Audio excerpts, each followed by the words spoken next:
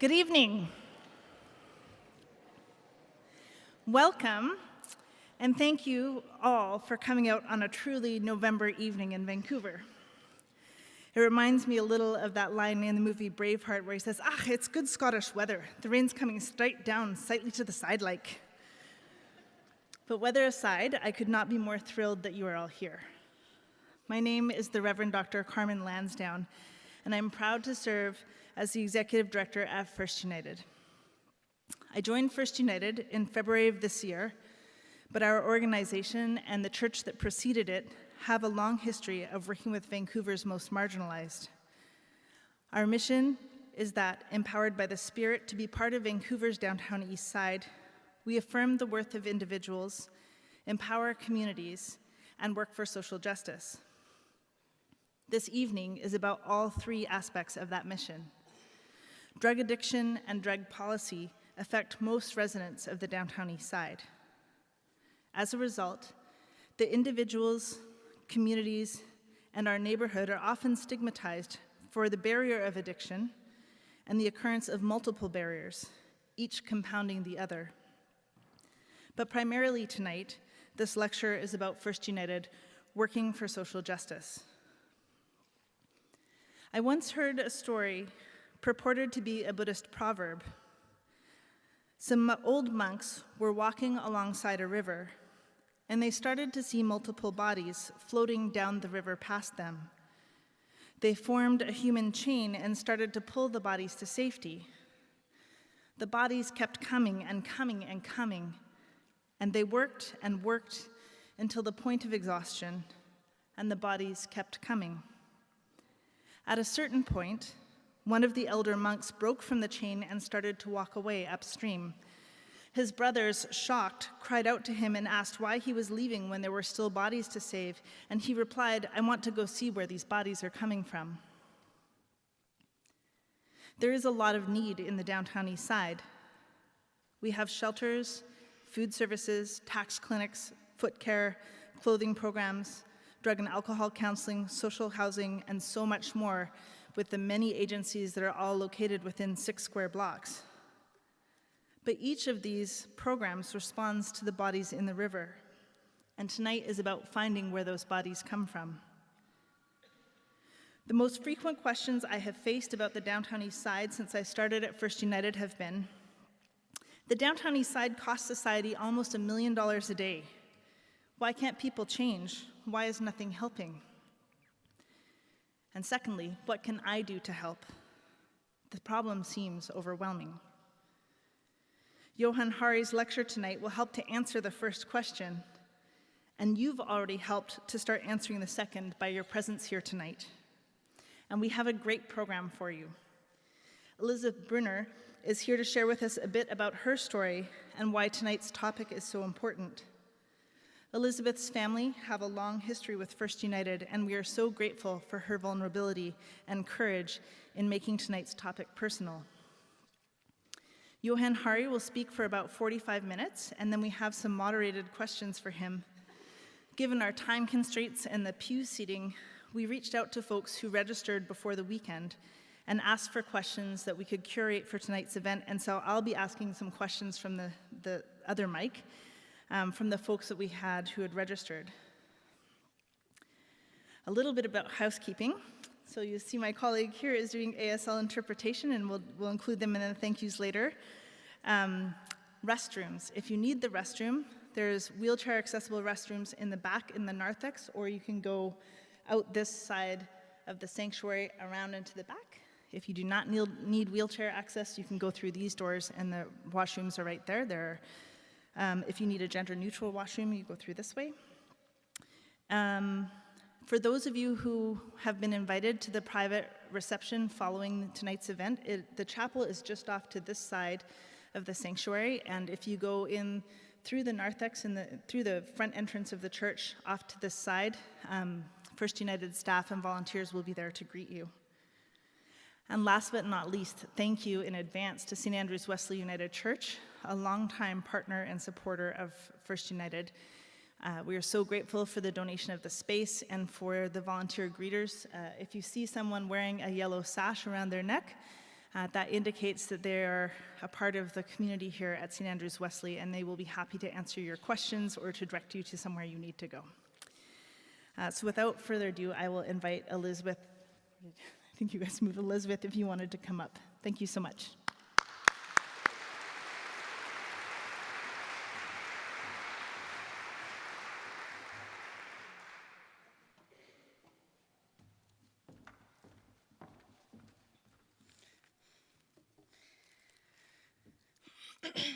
Good evening, everybody. As you know, my name's Elizabeth Brunner. I'm going to go over a little bit why I was asked to come down here and speak today. Just a few months ago, my aunt passed away down here. She lived on Downtown East Side. She was a long-term drug addict and my father's twin sister.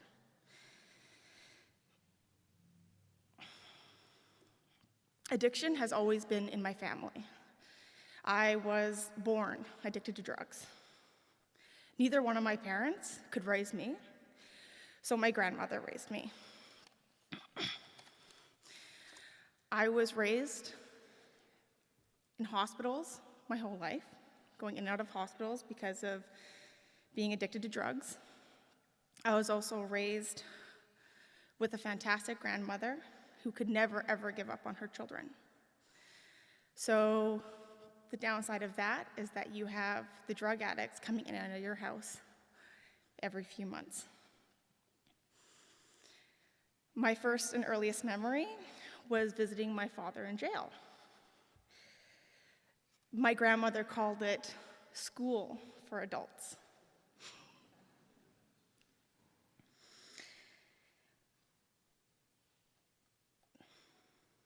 I was a very angry teenager because of this. And as my grandmother grew older, she struggled in dealing with my family and addiction.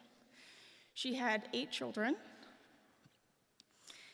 I was born in 1988, and my first memory was of death. Every 2 years, there was a death in my family. I didn't know any better. I just thought it was like a really cool family reunion. But then as time goes on, you realize that all these people are dying from addiction. I spent many long nights with my family members on our couch in my front room, going through withdrawal. At first it was my grandmother that did it, and then it was me, because she was getting too old to do it herself. Where I realized I couldn't do it anymore was when my grandmother passed away in 2007. That was my graduating year. I almost dropped out of high school, but between me and my twin sister, we showed up at every second day. So she got my homework and I got hers. But at 17 years old, I had to plan my mother's funeral. But I was really good at it now because I watched all the other funerals. I got evicted from the rental suite that we had. And without the cadet program that I worked in, Air Cadets, I was a youth in, without them, I probably would have been going down a very poor direction. I ran away from my life at that time, very far away. We moved up to Calgary so we could leave all the drug addicts behind. I found out that running away from these things was never going to benefit me.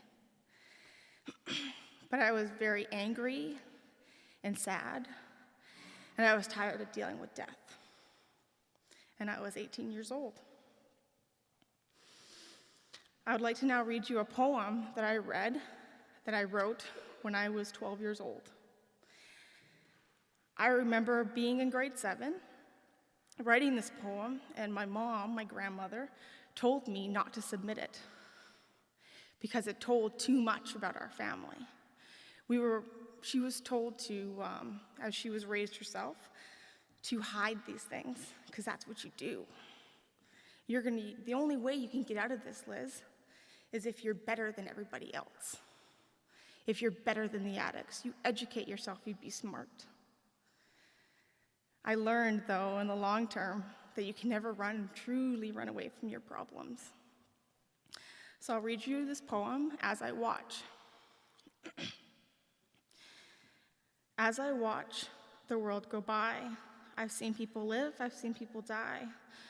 I've seen people fall right there on their knees, right there on the street, asking for drugs or asking for drink. They ask them in so many ways, but I already know what they're trying to say. Deep, deep, deep down inside, all they really want is to die. They are hateful people, I don't know why. They hurt others without even trying. They are killing themselves right there on the street, with every needle, with every drink. And all I really see is decay. Then for once I see them again in a different way. It's not always their fault. They are this way. So I had some hope at the end of that poem, a little bit, because it was my father. My father also still lives on the downtown east side. When my grandma passed away, I had him live with me for a short while, and I tried to fix everything. I was like, I will fix everything that you couldn't fix. And then when I couldn't fix it, I ran. Luckily, I had my twin sister with me. I moved back from out of province in 2010, and I slowly started seeing my family again. The only time, though, that I truly realized I couldn't separate myself from them is when the hospitals would call me because I was the only one on their emergency contact list, not even their children.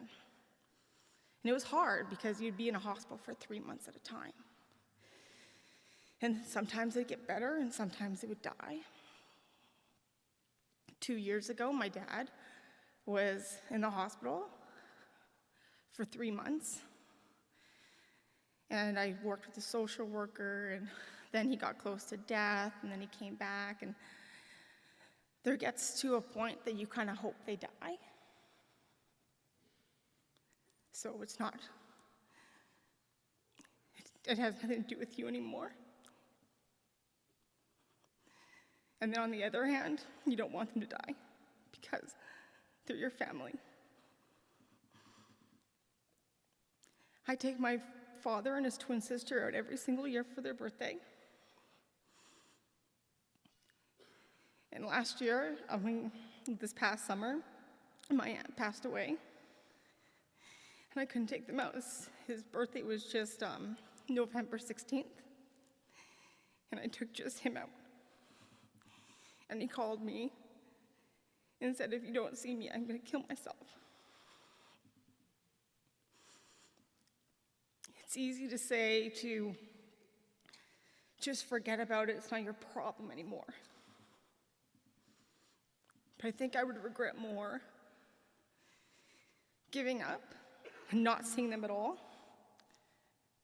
instead of actually just showing them a little bit of love. I set my boundaries now, though.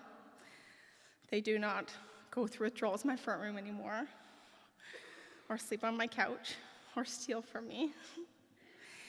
I meet with them once a month for coffee, and if they don't show up within an hour of our meeting, I leave. I volunteer on the downtown east side and Wally in Surrey. It's my way of helping without being too close to the people I love most.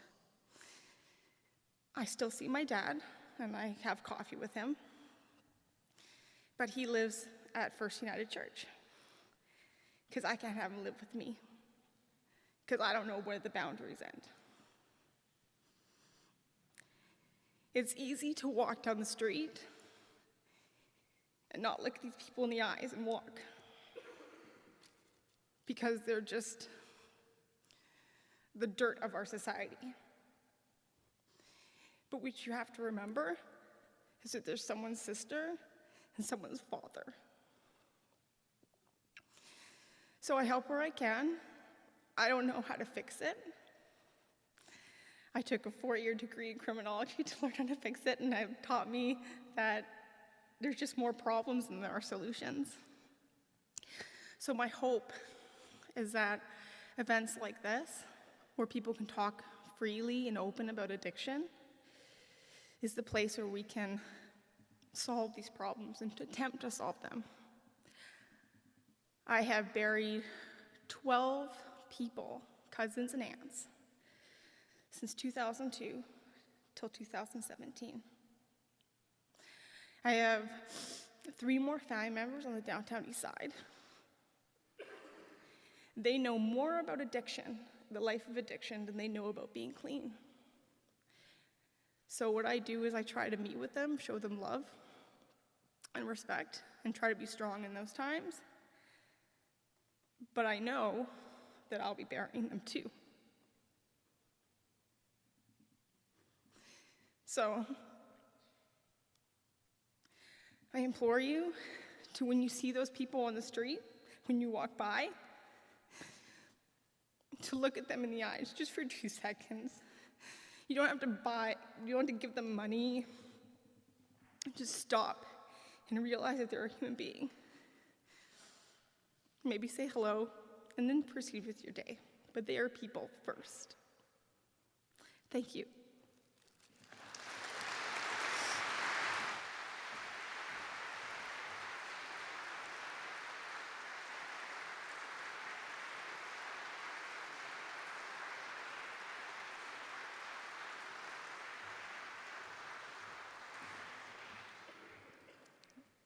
Thank you so much, Elizabeth.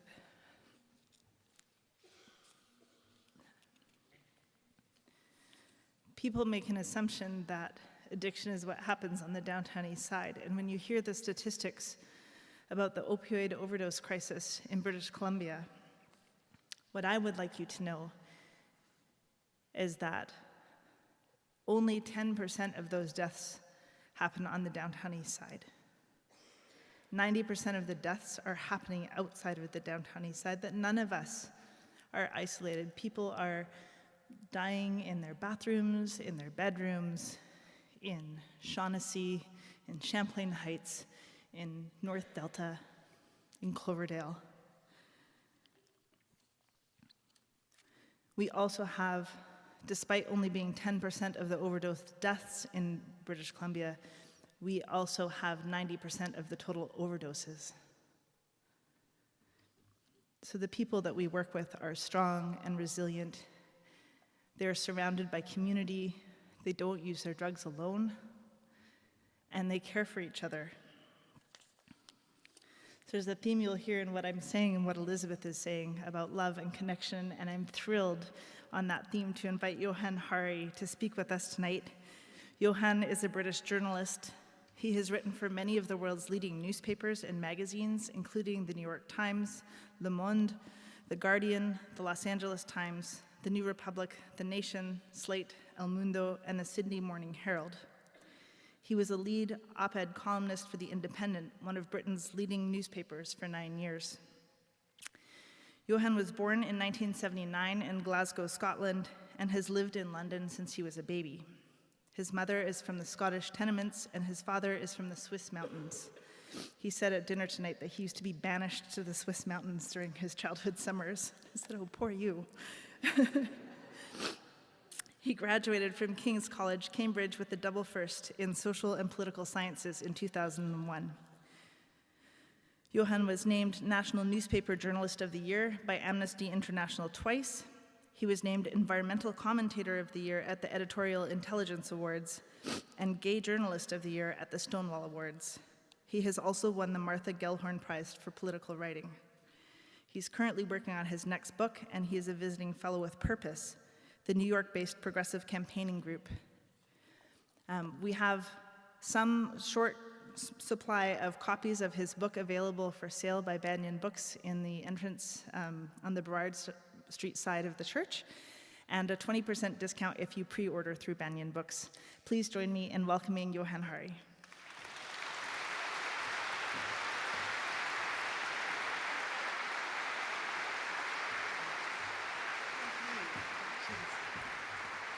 Hello. I'm really relieved about something, which is that you've got this kind of microphone, because I had this weird experience recently. I've had to do a load of speeches where they put that kind of head mic on you, you know, where they attach it to your head. And the first time I ever did this, I said to the technician, you know, if you make me wear this, I'm going to feel like Madonna.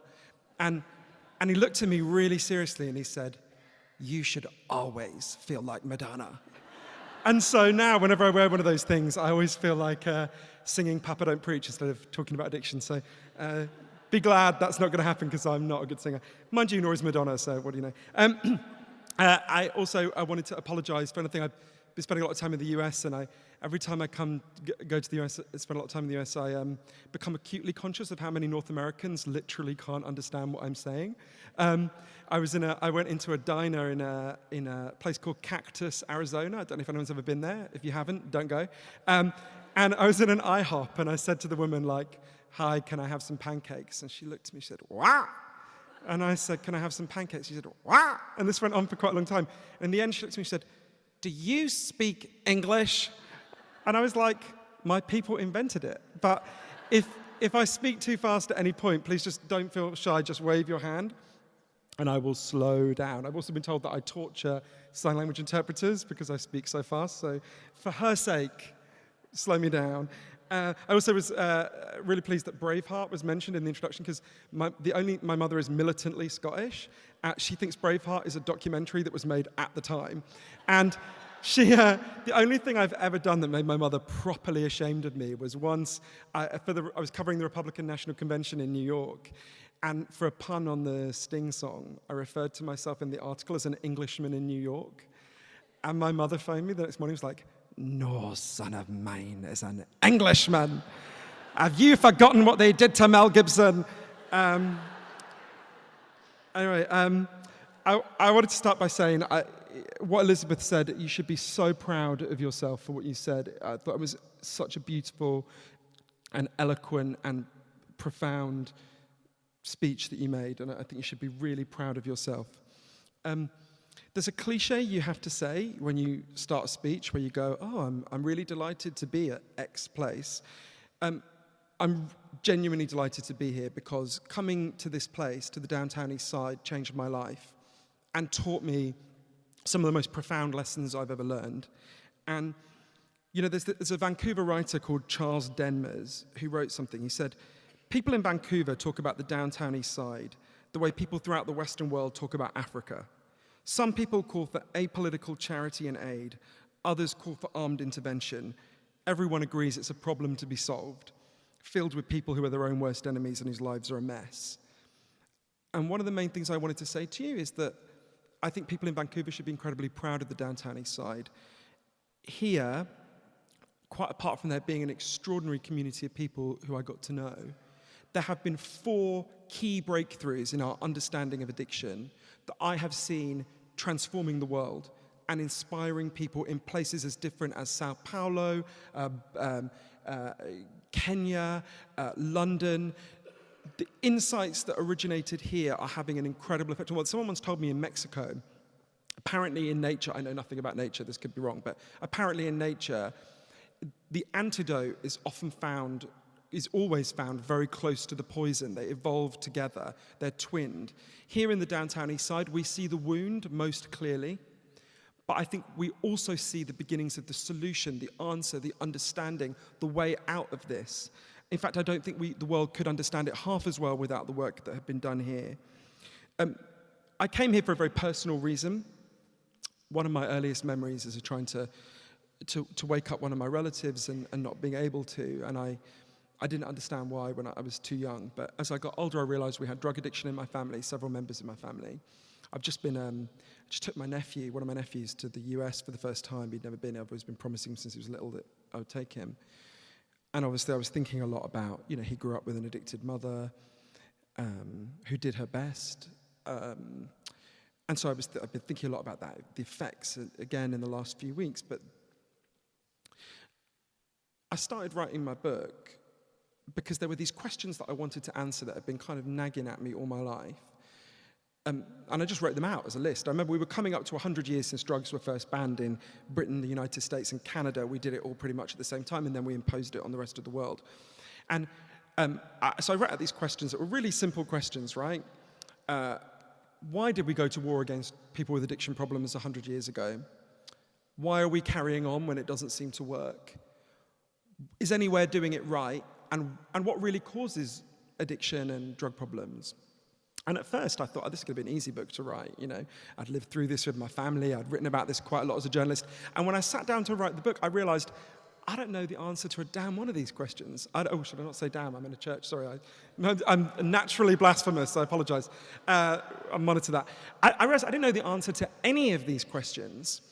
And so I realized I had to go on a journey, and I didn't realize how long it would be, but I ended up going to, I think it's 18 different countries now, over 30,000 miles, and really sitting with people whose lives have been changed by addiction, by solutions to addiction, by the war on drugs, from a transgendered crack dealer in Brooklyn to a hitman for the deadliest Mexican drug cartel to the only country that's decriminalized all drugs. And I think the main thing I learned is that almost everything we think we know about this is wrong. Drugs are not what we think they are. Addiction is not what we think it is. The war on drugs is not what we think it is. And the alternatives to the war on drugs are not what we think they are. And as I say, the place for unlocking that was here. So I want to talk about these 4 insights that come from the Downtown East Side. The first one is the answer to the most basic question of all, which is about what really causes addiction.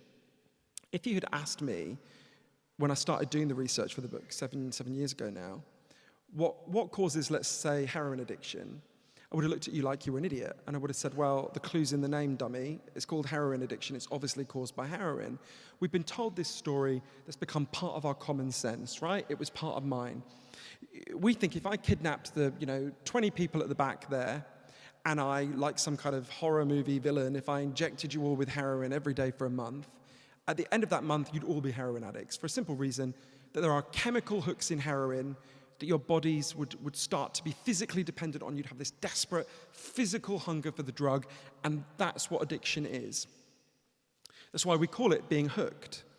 The first thing that alerted me to the fact there's something wrong with that is when lots of doctors started explaining to me, in Britain, where I'm from, as you can tell from my weird Downton Abbey voice, if you step out into the street and you get hit by a truck, and you break your hip, you'll be taken to hospital, and you'll be given a lot of a drug called diamorphine for the pain.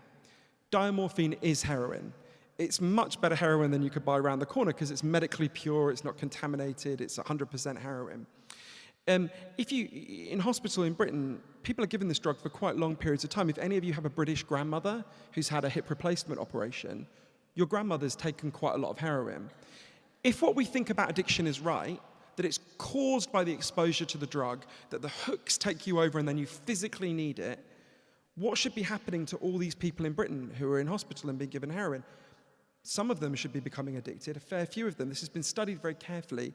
It virtually never happens. And when I learned that, it seemed so weird and so contrary to everything I'd ever been told. To be honest, I just flatly didn't believe it, and I kept interviewing doctors, and I kept looking at the scientific studies, and I only understood it when I came here. And it was a couple of weeks into me being here that I met Bruce Alexander, who I know some of you know, Professor Bruce Alexander, professor of psychology. And he had, in the 70s, he did a lot of work here on the Downtown East Side, a lot of therapy. And he thought, the more people he worked with addiction problems, there was one guy whose job was to dress as Santa Claus. He had a really severe addiction, and he would come to the therapy meetings dressed as Santa Claus. It was a slightly weird experience for Bruce. But And there's something about this story that didn't seem to fit. When he was meeting people with addiction problems here, he actually thought their problems came before they had an addiction problem and were much deeper than their addiction problem. And Bruce explained to me, this theory we've got about addiction comes from a series of experiments that were done earlier in the 20th century. They're really simple experiments. You can try them at home if you feel a little bit sadistic. You take a rat and you put it in a cage, and you give it 2 water bottles. One is just water, and the other is water laced with either heroin or cocaine. If you do that, the rat will almost always prefer the drugged water and almost always kill itself quite quickly, right? So there you go. That totally fits with our story about what's going on. But Bruce, after seeing the Downtown East Side, said, well, hang on a minute. You're putting this rat alone in an empty cage where it's got none of the things that rats like or want to have a good life, and they've got nothing to do except use these drugs. What would happen if we did this differently? So he built a cage that he called Rat Park, which is basically like heaven for rats, right? They've got loads of friends, they can have loads of sex, they've got loads of cheese, they've got loads of coloured balls. Anything a rat about town wants, it's there, right? And they've got both the water bottles, the normal water and the drugged water. And of course they try both. They don't know what's in them, but this is the fascinating thing. In Rat Park, they don't like the drugged water. They don't use it very much. None of them use it compulsively. None of them ever overdose. So they go from almost 100% compulsive use and overdose when they are deprived of the things that give life meaning, to none when they have the things that give life meaning. One of the things, obviously, then went and learned a lot more about this and looked at it in human examples. One of the things I took from this is that the opposite of addiction is not sobriety. The opposite of addiction is connection.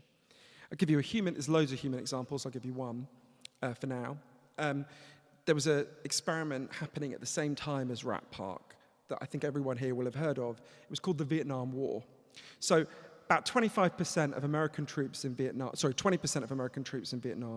were using loads of heroin. And if you look at the news reports from the time, they were really worried because they were like, geez, we're going to, oh, there you go, blasphemy again, sorry. They were like, oh no, when the war ends, we're going to have huge number of what they would have called junkies on the streets of the United States. What are we going to do? Because they believed that because they've been exposed to the drug, they were going to have been taken over and then they're going to come home and they're going to act that out. There was a really interesting study of this by a professor called Lee Robbins. She followed these soldiers home. And what she found really startled her. 95% of them just stopped. Didn't go to rehab, didn't go into some terrible paroxysms. They stopped. Now, if you believe the old way of thinking about addiction, that makes no sense, right? They've been exposed to all the chemical hooks of anyone, the most problematic users you'll see here on the Downtown East Side. If you understand Bruce's way of thinking, it makes perfect sense. Any of you, if I took you now and put you in a hellish, pestilential jungle where you don't want to be, I make you kill people, or you could be killed at any moment, and you don't want to be there, would find heroin a lot more appealing than you do at this moment, right? And then when you came back to your life where you had your meaning, your purpose, your connection, you would find it a lot less appealing. There's a line that Marianne Faithfull, the British rock star, she's most famous for being Mick Jagger's girlfriend, but she's so much better than Mick Jagger. Not that Mick Jagger isn't good, she's like great. She has this line, she lived as a homeless person with an addiction problem in London in the 60s, and she has this line in her memoir, which is very challenging. She said, heroin saved my life, because if it wasn't for heroin at that point, I would have killed myself. The core of addiction is about not wanting to be present in your life because your life is too painful a place to be. It's not that chemical hooks aren't real, they are. There's an experiment that tells us how much role they play. Again, there's probably some people who are taking part in this experiment in the audience now. In the early 90s, nicotine, they're actually invented in the late 80s, but in the early 90s, nicotine patches become commercially available. And if you look at what people said at the time, they were really optimistic because what a nicotine patch gives you is all of the chemical hook you get when you smoke a cigarette, right? So all that chemical craving is met by your nicotine patch. So they were like, great, everyone's going to stop smoking once they've got a nicotine patch because we're meeting their chemical need. What happened? The US Surgeon General's report found that 17% of people, motivated smokers using nicotine patches, stop. Now, it's really important to say 17% is not 0%, right? Chemical hooks are playing a real role. They're just not 83% of the picture. For the rest, we've got to look at the other things that we're talking about. And once you understand that, you can see why the war on drugs approach is such a disaster. The war on drugs is based on many theories, but one of the core theories is people with addictions, we need to punish them and make them suffer to give them an incentive to stop. But once you understand that pain is the cause, you understand why inflicting more pain doesn't just not work, it actually makes the problem worse. I went out in Arizona with a group of women who were made to go out on a chain gang wearing t-shirts saying, I was a drug addict, while members of the public mock them and laugh at them. When I went out with those women, you just think, it's actually grotesque to say this fails. These women are even more broken, they're even more traumatized by that experience. By the way, the man who oversaw that, who I interviewed, a man called Sheriff Joe Arpaio, was just pardoned by President Trump for separate crimes that he created. He's a great friend and hero of President Trump. In that prison in Arizona, there was one point, the women were absolutely terrified of something they called the hole. And I said to the guards, will you show me the hole? And I was sure they'd say no, because I've been to loads of prisons as a journalist, and they never want to show you anything. But in this prison, it's a pantomime of cruelty. They want you to see the cruelty they're inflicting. So they took me to the hole. It's a hole. If you're being punished there, you're put in a concrete block. You've got no one to talk to. You've got no TV. They let you have some books. You've got a little toilet in the cell. And I looked at the women in this cell, the hole, and I suddenly thought, this is the closest you could get to a literal human reenactment of the cages that guaranteed addiction in rats. And this is what we're doing to these women, thinking it will stop them being addicted. And I just suddenly had a sense of the madness of it in that moment. But this insight that came here, that came from the downtown east side, I then went and saw what the work that insight is doing across the world, where it has saved enormous numbers of people's lives. I'll give you 2 examples. Portugal, in the year 2000, had one of the worst drug problems in the world. 1% of the population was addicted to heroin, which is extraordinary. And every year they tried the US way more. They arrested more people, they imprisoned more people. And every year the problem got worse. And then one day, the Prime Minister and the leader of the opposition got together and basically said, look, we can't go on like this, what are we going to do? And they decided to do something super radical, something nobody had done for 70 years. They said, shall we ask some scientists and experts and stuff? So they set up a panel of scientists and doctors led by an amazing man I got to know called Dr. Joao Gulao. And they said to the panel, you guys go away, figure out what would genuinely solve this problem, and come back, and we've agreed in advance we'll do whatever you recommend. So the panel went away, it looked at loads of science. Crucially, it looked at Rat Park. This was an essential part of their process.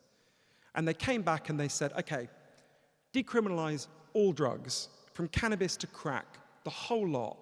But, and this is the crucial next step, take all the money we currently spend on screwing people's lives up, on shaming them, arresting them, imprisoning them, putting them on trial, and spend all that money instead on giving them a better cage, on turning their lives around, on making their life better.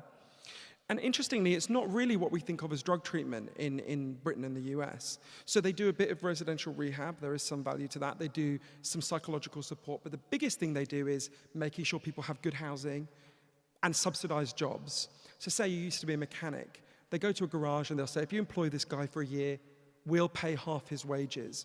They set up a big program of microloans so people with addiction problems could set up and run small businesses about things they cared about.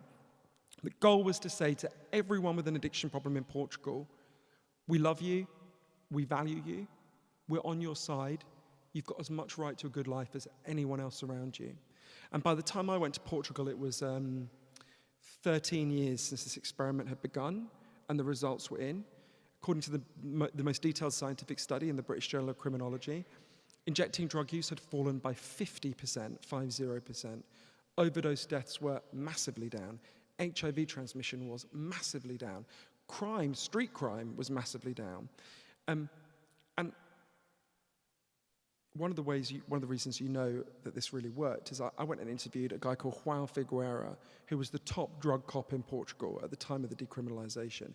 He led the opposition to the decriminalization. He said, if we do this, we're going to have an explosion in drug use and addiction. It's going to be a catastrophe. And he said to me, everything I said would happen didn't happen.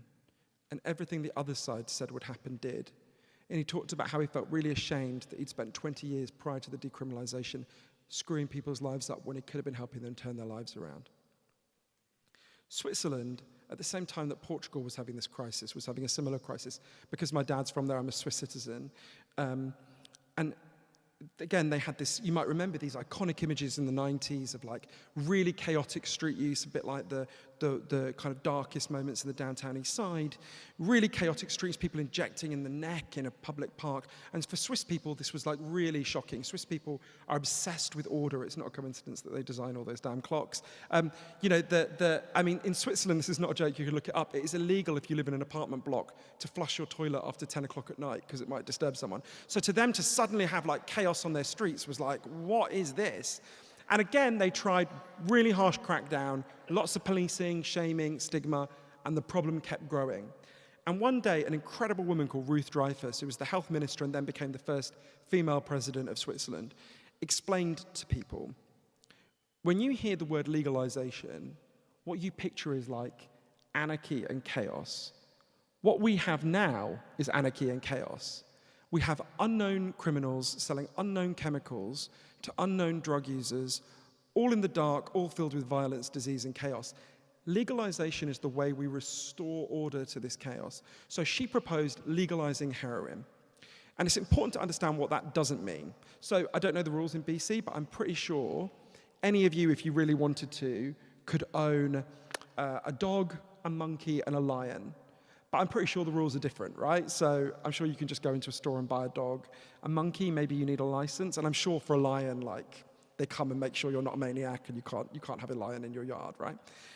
So they're all legal, but they're legal in different ways. And in the same way, she was not proposing legalizing heroin like alcohol. You can't go into the Swiss equivalent of CVS and buy heroin. It wasn't like a heroin aisle. No one wants that. The way it works is, if you've got a heroin problem, you're assigned to a clinic. I went to the clinic in Geneva. I went there at 7 o'clock in the morning because that's when you have to go, because Swiss people believe in doing things early, which I think is barbaric, but anyway. So you turn up and you're given your heroin there. You can't take it out with you. You have to use it there. You're watched by a nurse as you use it. And then you leave and you go to your job because you're given loads of support to get housing, work, therapy. And there's these two crucial planks. What they do is two things simultaneously. They give you the drug you're addicted to in the safest possible form, and then they give you help to figure out why you're using the drug, why you're in such pain, and to deal with those causes of pain. And one of the things that surprised me is, as I was speaking to the people there, there's no, they'll give you any dose you want except one that would kill you, and you can stay on that program as long as you want. There is never any pressure to cut back or to stop. And yet, almost everyone does cut back and stop. By the time I was there, I think there were like 2 people who'd been on at the start, more than 10 years before. 2 people. And I said to Rita Mangi, who was the chief psychiatrist there, who runs the program, I said, Rita, why is that? Because we're told that the drug takes you over. And she looked at me like I was dumb, and she said, well, their lives get better. And as their lives get better, they don't want to be anesthetized so much. When you're in less pain, you don't want such powerful painkillers.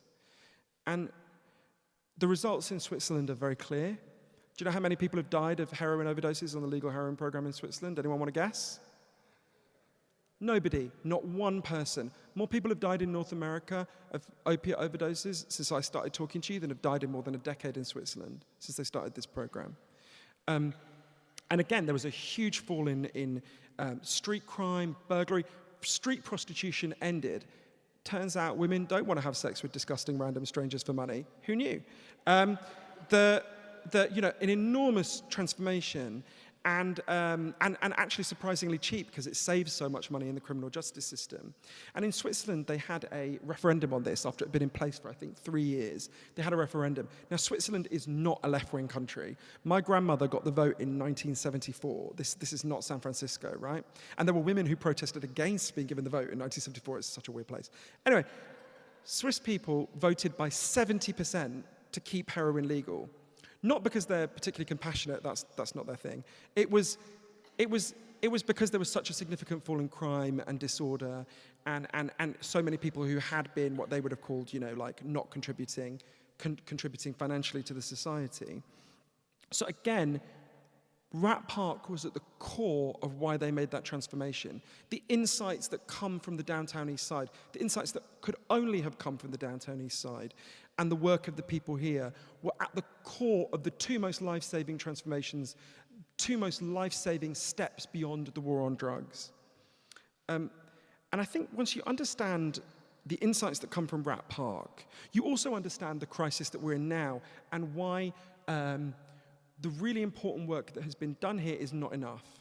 So that the Downtown East Side was a pioneer of harm reduction in all sorts of ways. You don't need me to tell you about that. You guys know it much better than I do. But as someone was saying to me who works here, it can often feel like that kind of harm reduction is putting Band-Aids rather than really solving the problem. Now, putting Band-Aids on is really valuable. Far more people would die if we didn't do that. But I think the reason is we have been interpreting the concept of harm too narrowly. Most of what harm reduction does is actually dealing with just the problem that the drugs are banned, that they're contaminated, that people are driven into the shadows. Now that's important. It's important to do that work.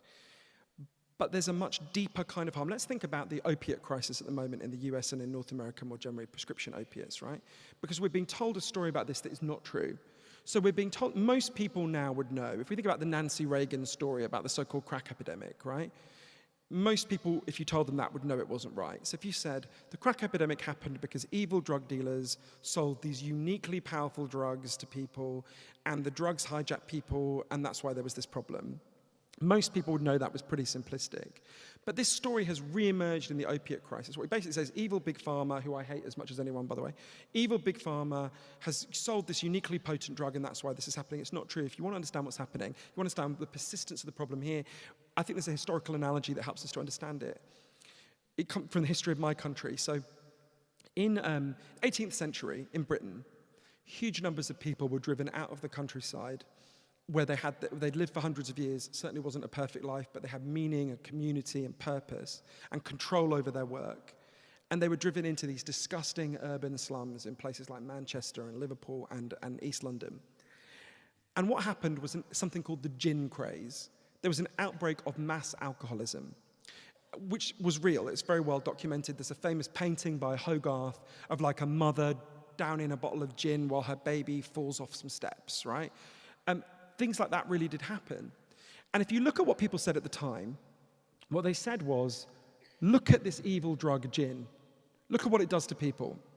If only we could get rid of this evil drug gin, we'd stop all these problems. Now, we know when we look back, it can't be that gin caused that problem, because anyone in Britain can buy gin at any point, any adult. Any of you guys could be drinking gin right now, and your babies are not falling off steps, right? Or if they are, go and deal with it. Of course, we still have some alcoholism in Britain, but we don't have that outbreak of mass alcoholism. What changed wasn't the availability of the drug. What changed was the amount of pain in the society. Those people lost everything that made life meaningful. And they were in terrible pain, and they were not wrong to be in pain. And so they turned to the only anesthetic that culture offered them. And again, that choice was not an irrational choice. Now, they should have been offered something better than profound despair or an anesthetic, for sure. But that's not a kind of crazy, aberrant, bizarre. They were not like machines with broken parts. They were like animals with unmet needs. And if we want to understand this addiction crisis that is sweeping across North America, this is the first time average white male life expectancy has declined in the United States for the first time since the Civil War, overwhelmingly because of this crisis, right? Why is that? It's because we're in an epidemic of despair. If you look at when it massively ticks up, it's 2008. What happened in 2008? Can anyone think of anything that happened in 2008 that meant that a lot more people were struggling and frightened and afraid? And look at the collapse in the things that give people meaning. There's a study that asked the average American, how many close friends do you have that you could call on in a crisis? When they started doing the survey, the most common answer was 5. Today, the most common answer is none. More people are on their own than any other option. That's just one example of many of how we're losing the things that make life meaningful. And in that circumstance, people will be in pain and they will turn to anesthetics. I was in the run-up to the US election, I was in Cleveland, which I don't know if anyone's been. It's like Detroit without the poetry of the ruins. There's evidently a Clevelander here. Oh, you told me to slow down. Thank you. Sorry. Thank you. Anyone else can do that as well. I've had enough caffeine to literally kill several animals. So, in the run-up to the US election, I was in Cleveland, and I don't know if any of you have been. It's, like I say, it's like Detroit without the poetry of the ruins. And I was on this street, and things really stayed with me. And it was we were trying to get the vote out to stop Trump, obviously. And about a third of the houses had been demolished. A third were abandoned, and a third still had people living in them. And I knocked on this door. And there was a woman who I discovered, talking to her, was the same age as me. I'm 38. I would have guessed she was 60 to look at her. And we were chatting, and she was very angry, quite articulate. And she made this mistake. She was describing what the area used to be like. And she meant to say, when I was young, What she actually said is, when I was alive. And it really hit me, and it's really stayed with me. That's how a lot of people feel in our culture right now, when I was alive. Like they're not fully alive, and they're not wrong to feel that. The things that make life meaningful have been significantly harder to access in our culture. Meaning, purpose, connection. And that's the core of this crisis. The reason there's a fentanyl crisis, there's a technical reason that I can talk about if you want. But the core of it is people are seeking out more powerful painkillers because they're in more pain. And until we understand that, we're not going to be able to solve this problem. And you think about the places that have succeeded in reducing addiction problems, like Portugal and Switzerland, are the places that gave up on trying to eradicate the substance. You are never going to eradicate these substances. You know, in the US, they can't even keep drugs out of their prisons where they pay people to walk around the small perimeter the whole time. There's never been a society that's got rid of these substances. What they have succeeded at doing is dealing with the underlying causes of the pain. And that's what we need to be thinking about. And that's a big project, but it's a big challenge, but there's a big lot of pain, and it doesn't just sit with addiction, right? Think about 1 in 4 middle-aged Canadian women are on antidepressants at any given time. One extraordinary fact, 1 in 4 Canadian women between the ages of, I think it's 35 and 55, are drugging themselves to get through the day, right? This goes really deep, this pain. Rat Park also made possible some other breakthroughs here on the downtown east side that I have seen really influencing people across the world and saving lives across the world. So I want to talk about a few of them. One is, back in the 90s, there was a young nurse who some of you know, a woman called Liz Evans, who was working in one of the psychiatric units near here. And she noticed something, that she would have people with really bad addiction problems coming in every night, the same people coming in again and again, and she would patch up their wounds, and then she would send them back out onto the streets because they'd been thrown out of public housing because they had an addiction problem. And Liz thought, you know, this is crazy. No one is going to, you know, stop being addicted under a bridge. That's when your addiction's going to spiral. It's when it's going to get worse. So she started working with a group that already existed, but she did a lot for it, called the Portland Hotel Society, who a lot of you know. And they pioneered this thing that no one had done up to now. All over the world, you had people with addiction problems being thrown out of housing. And they said, let's do the exact opposite. Let's give people with addiction problems unconditional housing.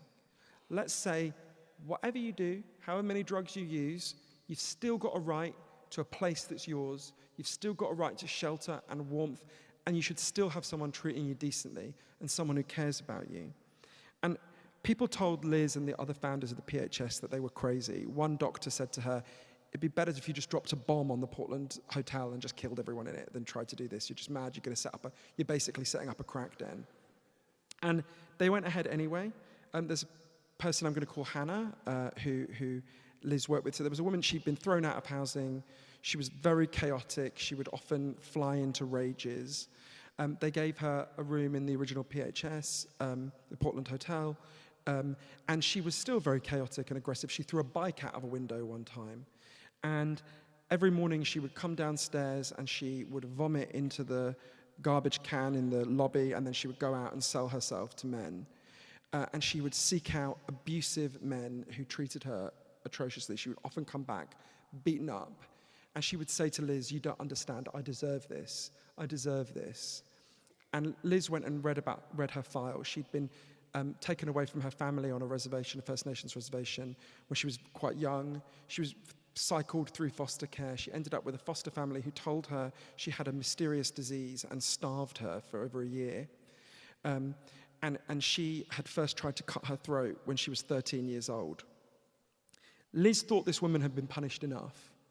And what they thought she needed instead was love. And they would tell her that she was brilliant and that she had survived. And when she would say how much she deserved these men attacking her, they would tell her that she was brilliant and she should be really proud of herself. And she had contracted HIV before the needle exchanges started here, and she started to become very unwell when she was in her mid-40s.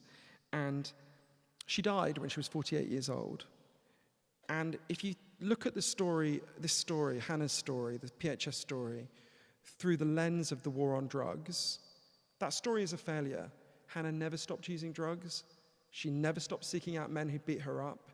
She was still in a lot of pain when she died. But if you see it from a different perspective, it's a success. She didn't die on the streets of the downtown east side. She died in a room she was really proud of, having been reunited with her family on the reservation where they took her.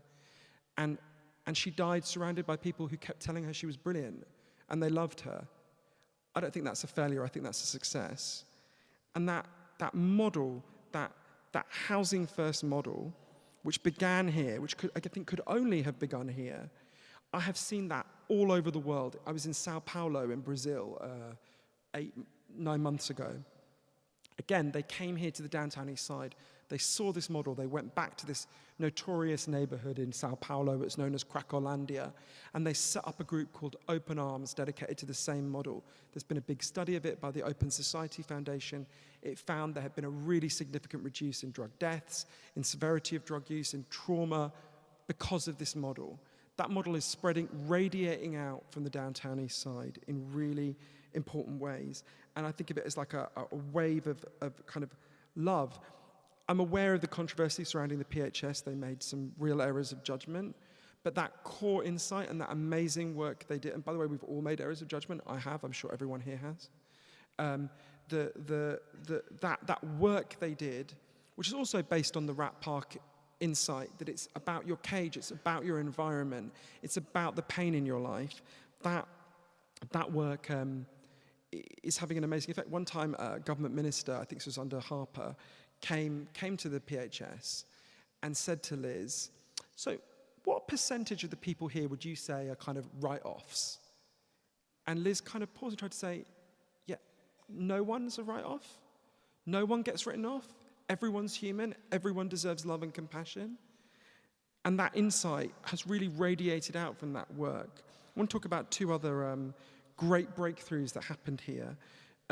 So a woman called Judith Levy woke up from a nightmare that her parents were being killed to discover that her breast milk had stopped flowing. And she woke up and her baby, who was 4 months old, was crying, screaming, in fact. And she actually didn't know it then, but her nightmare was prescient. Her parents had been murdered. They had been killed in Auschwitz, the Nazi death camp. She was in a building of 1,000 people. They were all crammed in the Budapest ghetto as the Nazis were closing in on Budapest. And she was in a place with 1,000 people. The toilets were overflowing with shit. There were lice everywhere. And her baby just wouldn't stop crying, and she couldn't go out to get milk because it wasn't safe. She would be shot if she went out. And she managed to call a doctor. The doctors were, non-Jewish doctors were still allowed to go around the streets. And the doctor came and he said, well, I'll come, but I should tell you, all the Jewish babies are crying a lot, and they're all really distressed.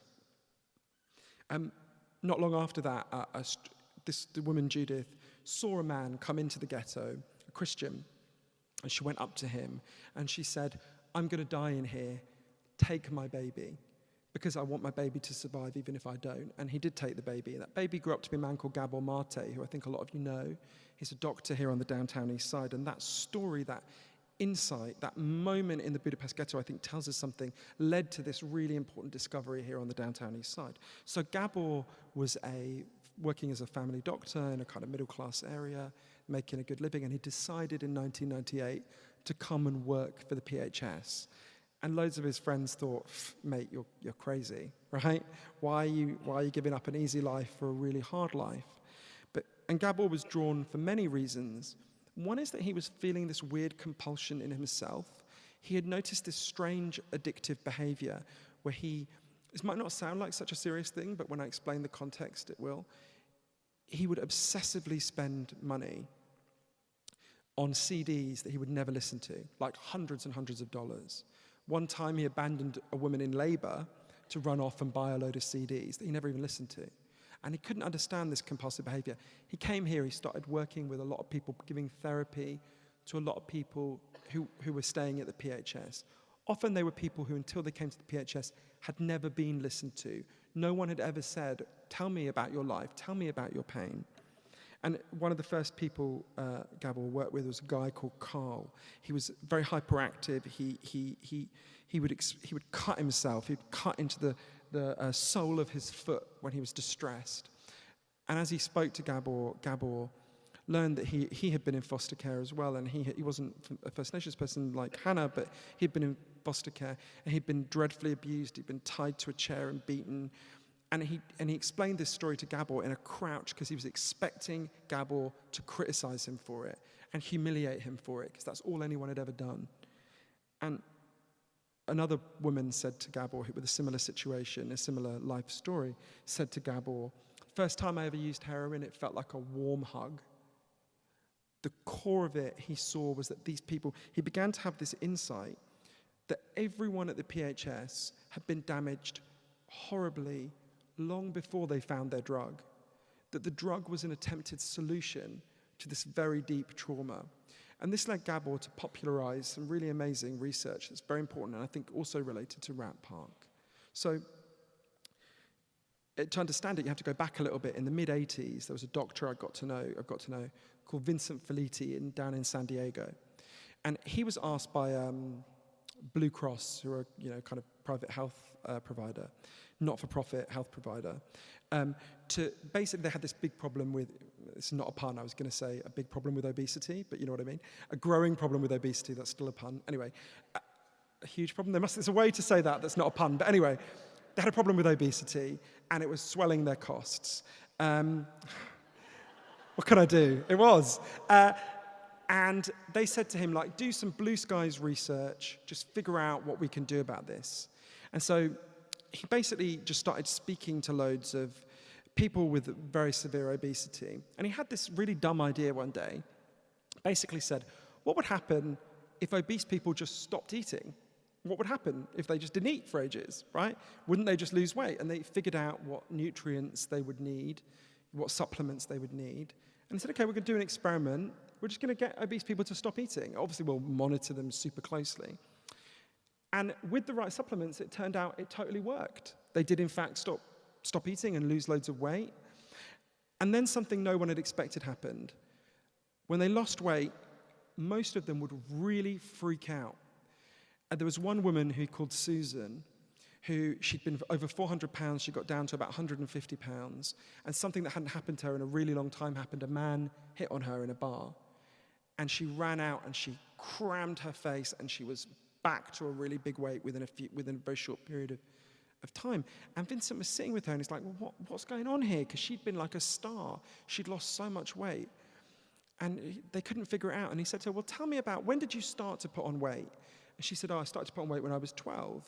And he said, did anything else happen in your life when you were 12? And she said, well, that was when my grandfather started to rape me. And he started to realize that, again, just like we think of addiction as a pathology, and it's not, it's a solution, that her obesity had been an attempted solution. It was a way of warding men off. It was a way of trying to keep herself safe. She said to him, overweight is overlooked, and that's how I want to be. And this led to an insight that leads to Gabor, which is, he then designed this, he wanted to go, okay, at the moment this is just anecdotal. Lots of the obese people in his program seem to have been sexually abused. But he's like, well, this can't be what's going on? So he designed something called the Adverse Childhood Experiences Study. It's a really simple study. Everyone coming for healthcare, 17,000 people were given this study, asks you about 10 bad things that can happen to you when you're a child, like being raped, being neglected, being emotionally humiliated. And then it asks about 10 problems that you could have as an adult, like addiction, obesity, attempted suicide, that kind of thing. And he just wanted to see what are the matchups. And when they added them up in a study funded by the CDC, the Center for Disease Control, they were just completely astonished. For every category of childhood trauma that happened to you, you were 2 to 4% more likely to become an adult injecting drug user. And if you had 6 of those categories, you were 4,600% more likely to grow up to be an adult injecting drug user than if you had none. That's an extraordinary figure. And again, we can see what's going on there. And Gabor, when he learned about this research, could see what was playing out on the downtown east side. The accumulation of childhood trauma, of people who've been treated appallingly, who were in deep pain, here is enormous. It's not a coincidence that so many of them are First Nations people. You don't need me to tell you that history, which is my country's history as well, as you know. Again, and I kept thinking, well, how does that relate to Rat Park? And then it was explained to me very clearly by Gabor and other people. If you've been through terrible childhood trauma, you find it very hard to trust the world. And you are much more likely to isolate yourself, to cut yourself off from sources of connection than if you haven't been through that trauma. And so therefore, you're going to be much more like the rats in those first cages than like the rats in Rat Park.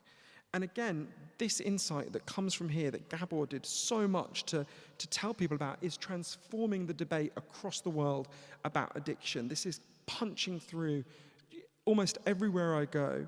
And it really helps you to understand, because it's very tempting when you walk around the downtown east side to look at someone with a really severe addiction problem, people who Elizabeth was talking about so beautifully and movingly, and think, geez, why are you doing that?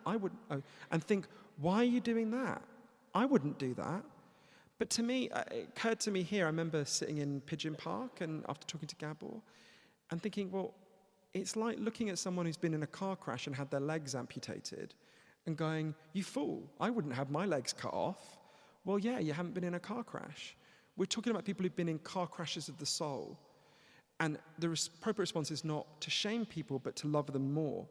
I want to talk about the last breakthrough that happened here on the downtown east side.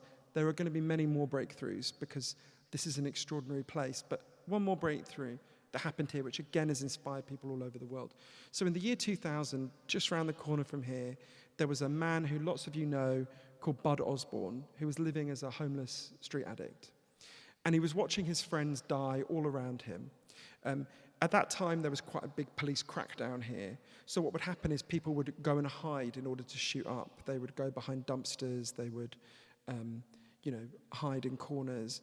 But obviously, if you're hiding and you start to overdose, no one sees you, and your body is found sometime later. And Bud thought, I can't just sit and watch this happen. But he also thought, as he would have put it then, I'm a homeless junkie. What am I going to do? And he had a very simple idea one day. He gathered together a group of other homeless street addicts, and he said, when we're not using, which is most of the time, even for people with quite bad addictions, why don't we just draw up a timetable and we'll just go and look in the places we know we hide. And if we see someone overdosing, we'll call an ambulance. Really simple idea. People were kind of wary. There've been a lot of people who've had schemes to fix the downtown east side, and but they liked Bud, and so they started doing it. And over the next few months, there was a quite significant fall in the death toll from overdose on the downtown east side, which was obviously a good thing in itself because it meant people who would have died were living. But it also meant that the people here, the people taking part in it, started to think about themselves a bit differently. They were like, oh, you know what, maybe we're not the pieces of shit people say we are. Maybe we can do something. And they started to think, well, what else could we do? So they decided to learn about other policies that had reduced death. And Bud in the library learned that in Frankfurt in Germany, they'd open a safe injecting room where people could go and use their drugs and be monitored by doctors. And this had really reduced the death toll in Frankfurt. So he was like, great, we're going to persuade our mayor to do that. The mayor at the time was a guy, many of you remember, Philip Owen, who was had run for office saying all the local drug addicts should be taken and detained at the military base in Chilliwack, is that what you call it? And never let out, right? He was not a man amenable to being persuaded on this question. And so Bud and the other people who formed VANDU, the Vancouver Area Network of Drug Users, started following Philip Owen everywhere he went, carrying a coffin. And the coffin had written on it, who will die next, Philip Owen, before you open a safe injection site. And this went on for years. People kept standing up at every public meeting where Philip Owen spoke, and they said, who will die next, Philip Owen, before you open a safe injection room? One time, Dean Wilson, one of the founders of VANDU, stood up and said, do you remember the woman who last asked you who would die next before you open a safe injection site? Turned out to be her because you haven't done it yet. And one day, eternally to his credit, Philip Owen said, who are these people? He just, he's from a rich family. He'd never known anyone with an addiction problem. And he came here to the downtown east side and he spent a lot of time just talking to people. And it blew his mind. He thought people with addiction problems were, people who partied too hard, indulged themselves. And what he saw was, these are people in terrible pain and distress. He went to go and see Milton Friedman, the Nobel Prize-winning economist, who's actually a really evil man, but really good on drug policy, because he'd grown up in Chicago under Prohibition. And Philip Owen came back here, and he held a press conference with the chief of police, the coroner, and a representative of Vandu. He said, I'm never going to talk about addiction again without having these guys with me, and we're going to open the first safe injection site in North America, and things are going to change around here. Wait and see. So they opened Insight. As you know, his right-wing party was so horrified. That was a key reason why they deselected him. His political career ended. But by the time I came here, the results were very clear. As with everywhere else, when you open a safe injection site, you save enormous numbers of people's lives. Philip Owen, when I went to see him, literally just around the corner from here, said to me it was the proudest thing he'd ever done, and he would do it all over again. Not long after I got to know him, about a year after I got to know him and interviewed him a lot, Bud Osborne died. And when he died, they had an amazing memorial service here. They sealed off one of the streets on the downtown east side where he had lived as a homeless person. And lots of the people at that memorial service knew that they were alive because of what Bud started and because so many people stood up in solidarity, and so many people who did not have addiction problems listened, opened their hearts. And to me, the story of Vandu, the story of Bud and Philip Owen and all the people here, and I know many people here were part of Vandu, is the most inspiring story I know about the war on drugs. Because, it's hard to think of a more powerless person in our culture than a homeless street addict. Bud didn't sit there saying, oh, what a big problem, we can't do anything. He didn't wait for someone else to solve it. He started where he stood. He appealed to the people around him. Because when you've got nothing else, you've got a voice. You've got a human voice that can appeal to the empathy of other people. And it led to a transformation here. You remember that Stephen Harper's government tried to shut down Insight. It went all the way to the Supreme Court. The Supreme Court ruled it can't be shut down. That can never be taken away now. It's not enough, but it's the seed of showing how we overcome this war across the world. We band together. We appeal to people's sense of goodness and love and compassion, and we don't give up. And I think that this is why I'm so proud of, why I think you should be so proud of the Downtown East Side. It has taught us, you have taught us some of the most important lessons in the world, I think the most important lessons in the world about addiction. You've taught us what causes addiction. You've taught us why to love people with addiction. You've taught us how to love people with addiction. And you've taught us how to resist this war that has killed so many people in Elizabeth's family, that has destroyed the lives of people I love, that has destroyed the lives of so many of the people you love. You've shown us the path out of this war. And I don't want to say that this is easy, because it's not. And everything I've just said, I mean every word of it. And I mean the case for compassion. But when I think about the people I love with addiction problems, there's a big part of me that's still really angry, especially since I've just been seeing some of the damage done to some of the children in my family. And I think one of the reasons why the debate about the war on drugs is so charged is because it runs through the hearts of all of us, right? We've all got a bit of us that's loving and compassionate, and we've all, unless we're Donald Trump or someone crazy, and we've all got a part of us that's really angry, right? And that's natural, and we shouldn't dishonor that. But at some point, we have to look at the evidence. It's been tried. It's been tried because of what you did, right? Before you, we tried the angry way. We tried it for 100 years. The United States has spent $1 trillion. They've done it for 100 years. They've killed hundreds of thousands of people. They have put millions of their own citizens in prison, and they can't keep drugs out of their prisons at the end of all that. And because of you, because of the story that began here at the Downtown East Side, we've seen the alternatives. I've been there. There's nothing abstract about them. They are not a dream. Portugal exists. Switzerland exists. Nobody is dying on legal heroin in Switzerland. There's been an enormous fall in deaths in Portugal since they decriminalized all drugs. And it could not have happened if it weren't for the insights that began here. So the main thing I learned here on the Downtown East Side is that for 100 years, we've been singing war songs about addicts. We should have been singing love songs to them all along. Thanks very much. Cheers.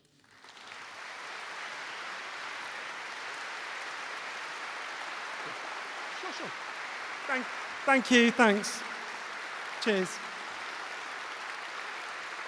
Thanks. Oh, sorry about that. Sorry. telling me to stay here, sorry. Thank you. Thanks. Thanks. Thanks.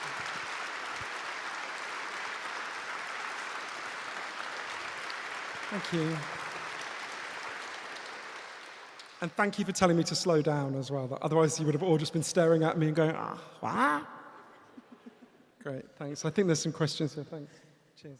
Okay, you've answered a couple of the questions that came in, and Sure. we're starting about 20 minutes later than we thought, so I'll just ask you a couple Sure. of questions. Could you discuss the harmful impact that the show Intervention has on families, specifically the tough love approach? Oh, God. Okay. I hate that program with such a burning passion that it's actually hard for me to articulate it. But I think what we've...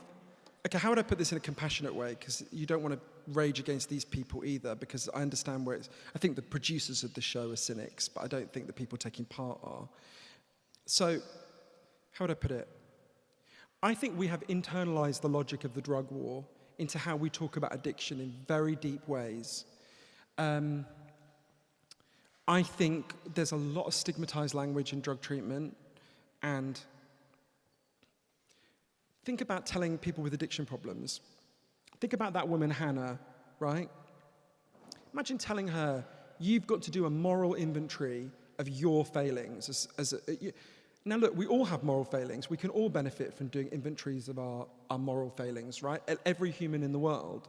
But the idea of this woman who has been shamed and told she's flawed all her life, the idea that we tell her even more, oh yeah, this is a failing in you.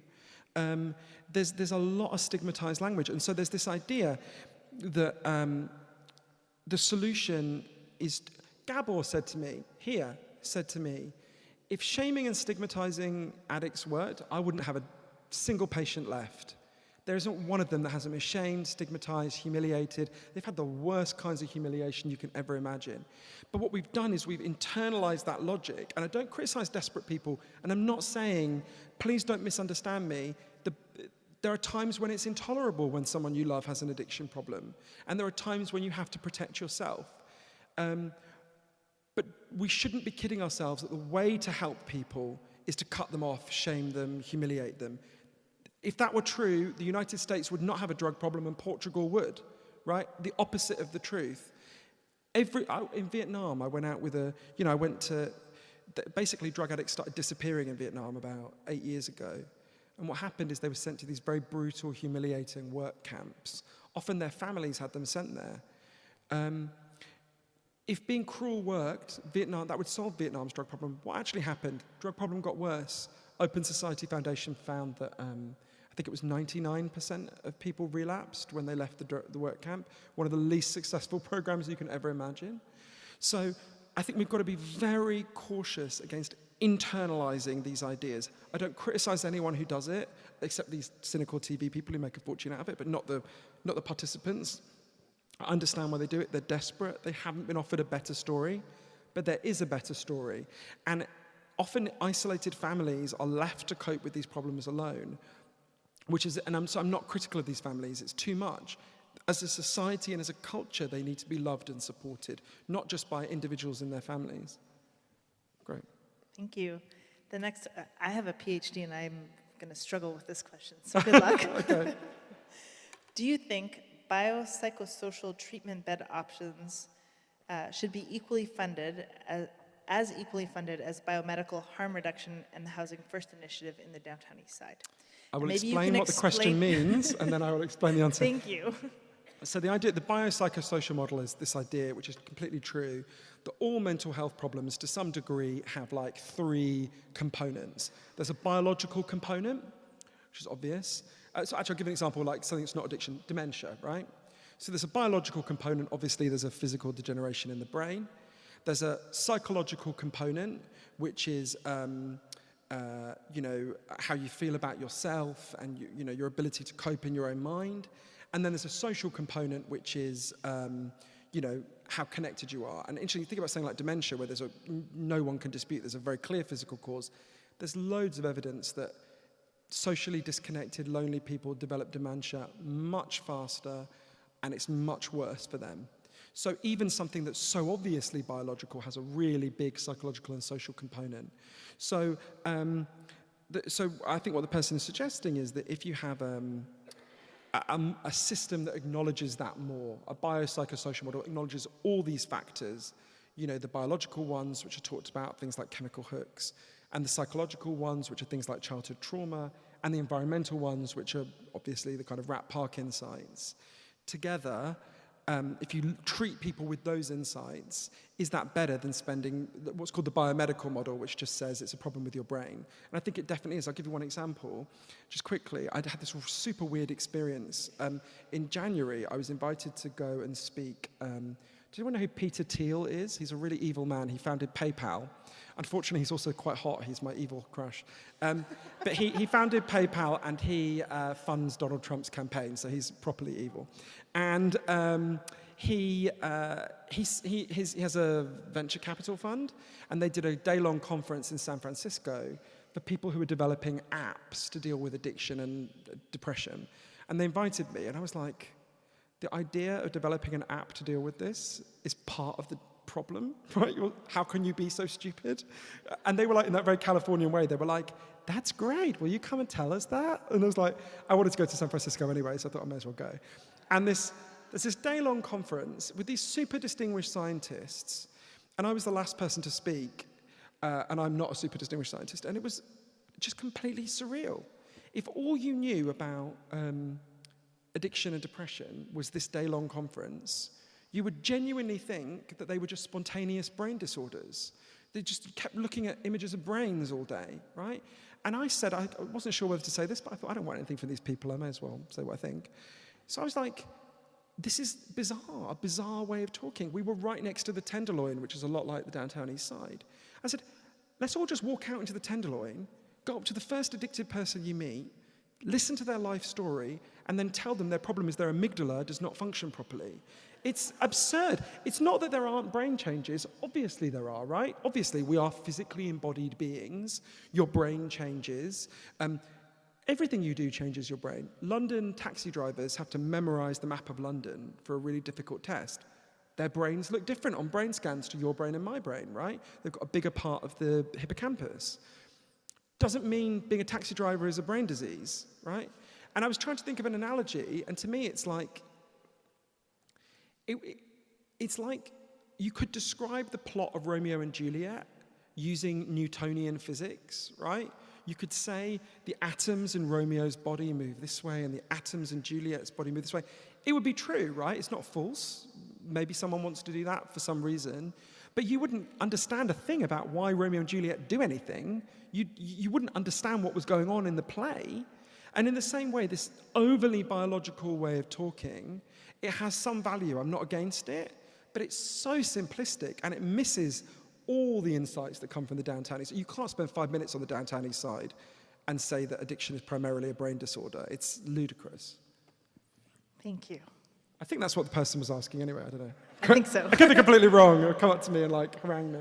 Johann, thank you so much. I'm going to come up there for one more second, and but thank you so much again. Okay. I feel like I should do a little kind of holding music, like in when you're put on hold, like, I'm loving angels instead, something like that. Or an Elton John song. Great, okay. Now I feel like now I have to keep talking or it'll be really awkward and weird. This is a problem I have in my life. Great. Thank you very much. Cheers. Thanks, everyone. Thank you.